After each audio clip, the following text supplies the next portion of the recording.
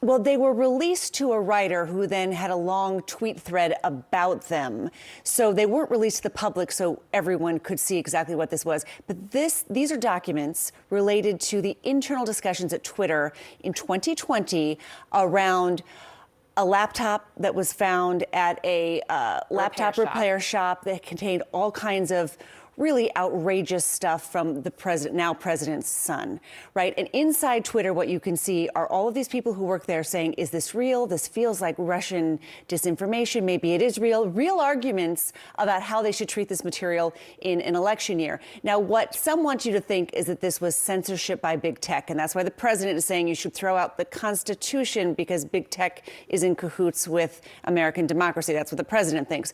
But what it sort of shows is a real struggle at an important platform for how to deal with something so outrageous, so explosive, and what to actually do with it. What Poynter said, which is a media watchdog group, they said, file the Twitter files under M for meh.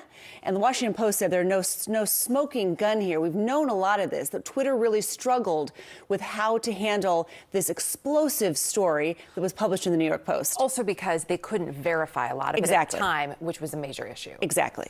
Christine, the essential argument here from Musk and Taibbi, if you read this thread, is that there was undue political influence, that folks connected to then-candidate Biden were pushing Twitter to remove this for political reasons, right? To help with the 2020 election. Is there any evidence of that? So what you see in these files are Republicans and Democrats at times going to Twitter and saying, hey, we don't know if this is true. Hey, you shouldn't elevate this or this. There were both parties, although more Democrats than Republicans from what we've seen in this thread, but both parties would go and say, hey, this isn't fair. This is tilting the scale. There's a lot of misinformation, disinformation on this platform, and we don't like this or we don't like that. So this, again, shows the struggle, I think, Twitter had at the time to being a real arbiter of real information. We know that all of the social media sites have had a difficulty with that.